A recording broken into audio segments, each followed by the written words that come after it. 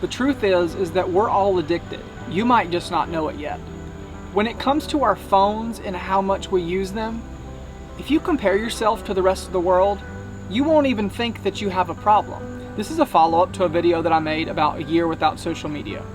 It's important that we distance ourselves and limit the amount of time that we spend on social media, but it's also important that we don't spend our entire life with our face stuck in our phone. So we can look at it many different ways, but I like to think of it as, if I spend less time on my phone, I'm inevitably going to spend less time on social media and other apps that keep my attention and keep me distracted.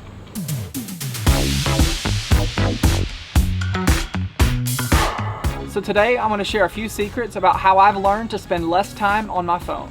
When we first wake up in the morning, almost everyone does the exact same thing. We reach over on the nightstand, grab our phone, check the news app, check our messages, see if there's anything that we need to see first thing in the morning. And I would argue that this is the worst possible way that you can start your morning. A while back, I read about the principle of the first. It means that in many areas of your life, the first thing that you do, the first thing that you put your energy towards is really important. It sets the course of your day. It sets the course for your mentality and your mind and what you're thinking of. And so what I found is I don't want my phone to be the last thing I do at night or the first thing that I do in the morning. You may have woken up at peace or fully rested, but the moment you pick up your phone, you're letting everything into your headspace. It could be a bad news story, it could be a message that you don't really want to see yet. Oftentimes how my day goes flows from what I did first thing in the morning. I don't keep my phone within arm's reach whenever I go to bed. I keep it across the room on a dresser, and this keeps me from staring at my screen before I go to bed at night, scrolling social media. And then in the morning when my alarm goes off, it forces me to have to stand up, get out of bed, walk across the room to turn off the alarm, and that makes it way less likely that I'm going to have to press snooze or try to go back to sleep. Another thing that I did a while back was I turned off all my notifications. I just decided that it wasn't as important for me to see every time something popped up on my phone. So all my apps, the notifications are off. The only notification that is on is my calls. And so if I get a call, it'll ring. Everything else, I have to go and check it. It's not in my space. So if my phone is off, no text or anything like that are popping up, I have to go and say, let me go check my text. Let me go check my phone. That's a lot better than every time one comes in, it goes into my headspace, it pops, it dings, it vibrates.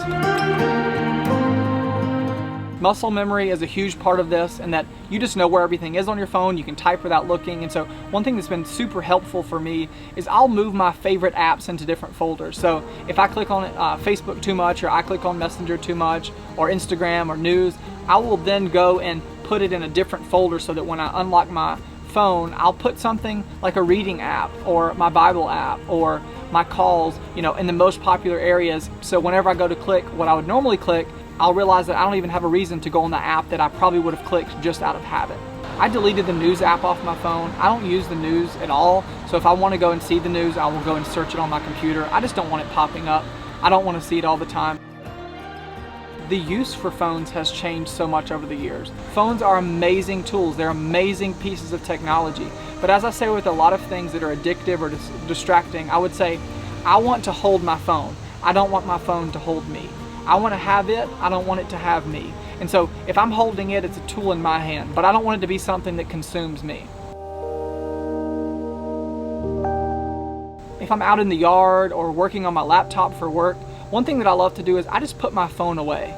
I go and put it in a drawer, I'll leave it in the car when I get home, or I'll put it in my desk. And I have the ringer on, so if an emergency happens, I can get to that. By the way, a text is not an emergency. If someone really needs you, they will call you. And so take a deep breath, put your phone in the drawer, put it in the desk, and so that urge to grab your phone is still going to be there when you're working, or you might reach in your pocket for it. But if it's not there, it makes you have to take an extra step to go be on your phone. So if I'm working and I have the urge to pick up my phone, it's not here, am I going to go across the house to go in the other room and pull it out the drawer? Maybe, but probably not. So that little bit of separation, you can do that for 2 or 3 hour windows. That's something that's super helpful for me, helps me to stay focused on my work and the other things that I need to get done. Our mind is constantly stimulated and interested in what's on this screen in our hand.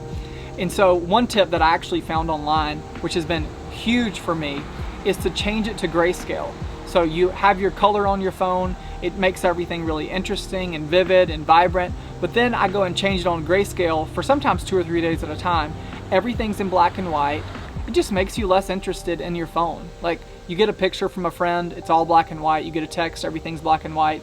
I don't do this all the time, but I definitely implement it whenever I feel like I'm in a space of spending too much time on my phone. Just like with the distance, I love using my headphones when I'm on the phone. They're wireless, and so I can leave my phone in the other room, walk around and talk. And instead of, if I'm on the phone for an hour, instead of holding it up to my head, instead of holding it right here in my hand while I talk, even just creating that separation and not holding it in my hand for that time frame. The last and probably most intense thing that you can do if you're truly addicted like I was is the screen time password. This can help you spend less time on your phone during certain hours of the day. You have to take steps into this. I'm not expecting everyone to do all these tips and do exactly what I'm doing. I started with 1 or 2 of these and I learned more as I went on.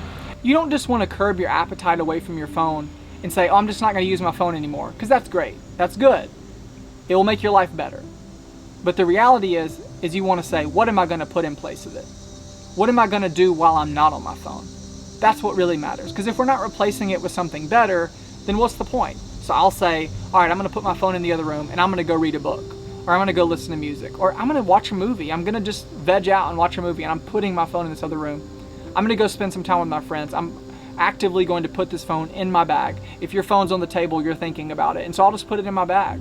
Decide today not just to spend less time on your phone, but also to say, you know what? I'm going to put something else in place of it. Something else that's going to help me learn, help me progress as a person. As I said in the social media video, when we're spending all of our time on our phone, we're oftentimes living for people that we're never going to meet, and we're neglecting the people that are going to be here forever. You have a good life. I have a good life. It's not perfect, but we're blessed. We have amazing relationships and family and friends and coworkers that deserve our full attention, that we will regret and miss one day if we don't give them our attention and spend time with them like we should. Realize that this is not a condemning video. It takes steps. I was on my phone 24/7. I'd be scared to know how many conversations I was sitting in with people where I was looking at my phone and being rude. But it takes steps. So don't beat yourself up.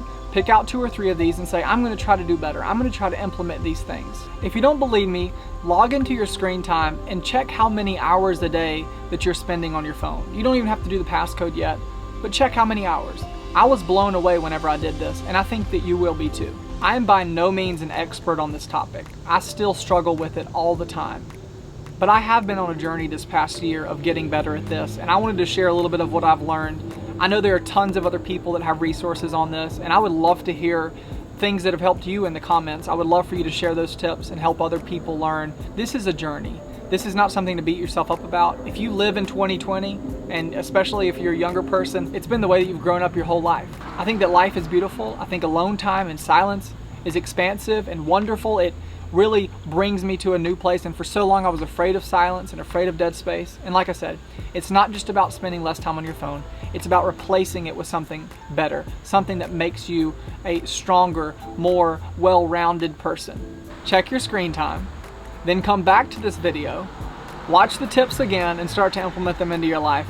As always, I'm learning with you guys, I'm progressing, and I'm so thankful that you even listen to anything that I have to say. I hope that these tips help you be more present in your life and enjoy the world around you. Thanks so much for watching. Leave your thoughts or questions in the comment section below and I'll reply to each one of them. Also, don't forget to subscribe to my channel if you're interested in more videos on faith, creativity, and entrepreneurship.